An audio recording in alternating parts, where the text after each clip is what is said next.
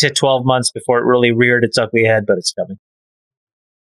Freeburg, any thoughts on what's happening in Taiwan and what, even a modest conflict there would do to markets, given how, to Sacks's point, this is the opposite of anti-fragile. We are in like full fragility here. I mean, this is like, a tray full of champagne glasses on a boat in rough seas. At any point we could trip and everything comes crashing down. Does it feel like that to you, Freeburg, or do you feel like we're going to be able to navigate this?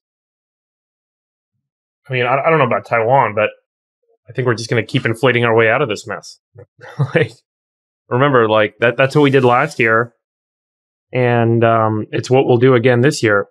The biggest losers in that equation are the middle class, because the middle class actually owns assets that are now going to be worth less. Folks who are not in the middle class, that are below the middle class, don't own assets, so it doesn't really affect them. They just make higher wages, but stuff costs more, so they'll be fine.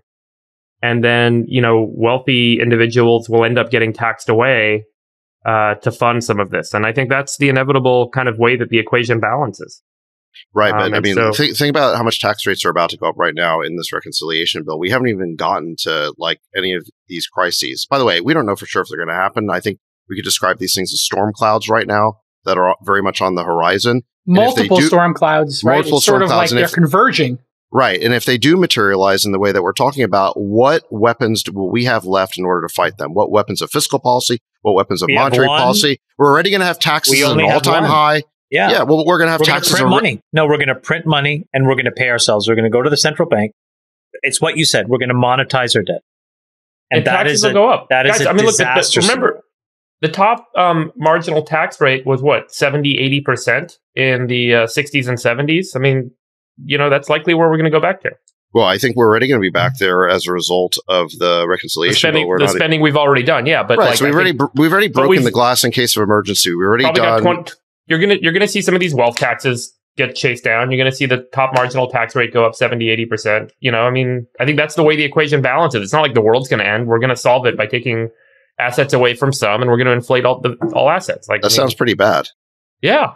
78. If you by the way, it's not going to affect most people. Going to work that's not a solution, Freeburg. It will affect most people. It will affect most people, even though they don't think it will, because it's going to affect the quality of our economy. I'm just trying to predict what's going to happen, Sacks. I'm not saying this is the solution to our problem. I mean, I think the solution to our problem is technology, but the question is, does that come to market fast enough? Say more about that. I feel like we need a deflationary set of technologies that can mitigate all of these effects, right? So software, automation, self-driving trucks, things that take the labor force, because people don't want to work low-income jobs, factually.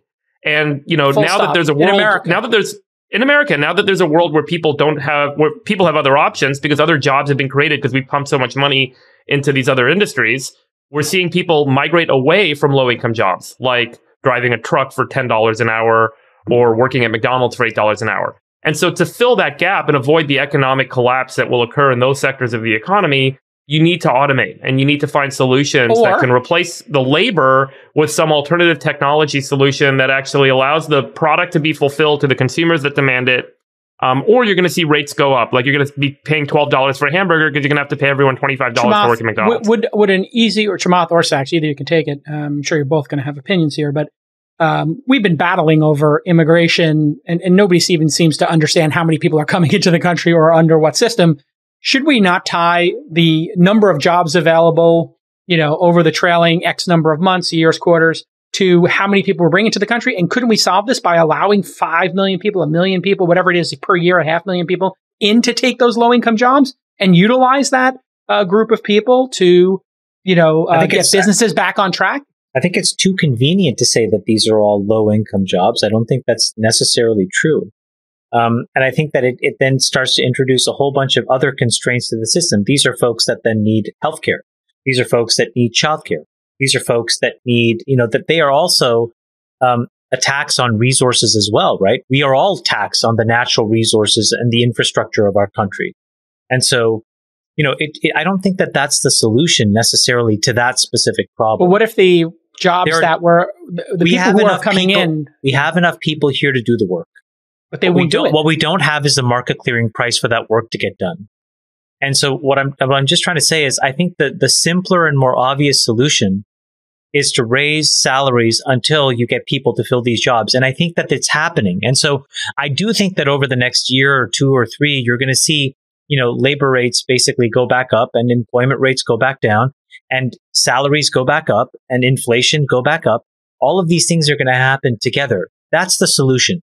I think immigration is a solution to a completely different problem.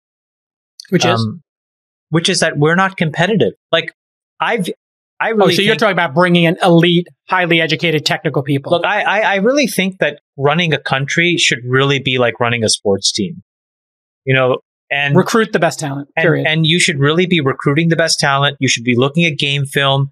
You should be coming up with plays. You should be running and testing those plays. You should have different plays that you run in the first quarter versus the fourth quarter, different plays when you're on the goal line. Sure.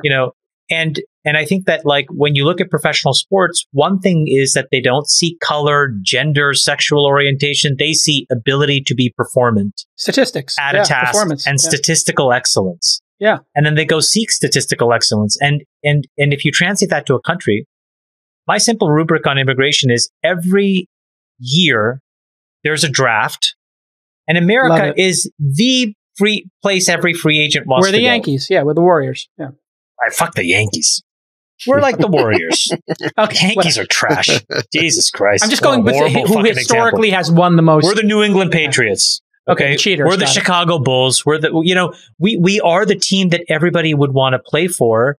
It's up to us to have a good GM and a good president of the team and a good front office that just picks off all these smart geniuses. I think your great point here, Chamath, is you're saying, let's take the emotion out of this immigration and let's make it a point-based system, which, by the way, the point-based system is what Australia, New Zealand, the UK, Canada all do. And Americans don't even know what the point-based system is. Sacks, what are your views as somebody who I've heard leans a little bit to the right on opening up immigration or maybe sweeping all this amazing talent globally who have the highest statistics? Go. I like Chamath's sports team analogy. We want to get the biggest stars from all over the world to come to the U.S. I mean, I think that makes sense. I think, this so-called immigration issue gets so confused with so many different things. I mean, first of all, there's immigration and then there's border security, right? And immigration or just having a border, period. And so many people think that if you're pro-immigration, you basically can't have a border. I mean, that makes no sense. We need to have a border and we need to have an actual immigration policy. It shouldn't just be like, okay, you make it across. I like if you were what you're president, saying. Or if your guy Ron DeSantis becomes president, what will you tell Ron since you're hosting the fundraiser? I like what you're saying what you're saying with the point system, having it be skills based. I mean, that makes sense, right? Would the Republicans do that? They've been so emotionally tied to this issue because of Trump. Can they actually, tie themselves to something performance based and be non-emotional about it? Can they change their position? I think Trump actually did endorse like a more skills based immigration system. I think that, and I don't know that the Republicans are the ones being emotional about it. I mean, the people who are both sides are clearly super emotional about it. The side that I think is like insane are the people who don't think we need a border. I mean, you clearly have to have a border. Yes. And even Obama came out recently and made a statement that you have to have a border because the progressive left had gone so far. It's almost like they wanted to be whatever Trump was doing, they wanted to do the opposite of. It's like pull the 180. And so it's almost like the Biden administration policy became to stop doing whatever it was that Trump was doing, including finishing the wall. I don't really understand why that was like such a problem. Building a wall also seemed like ridiculous. We could just put up just one piece. It's just one piece of the solution, but to stop it in mid-construction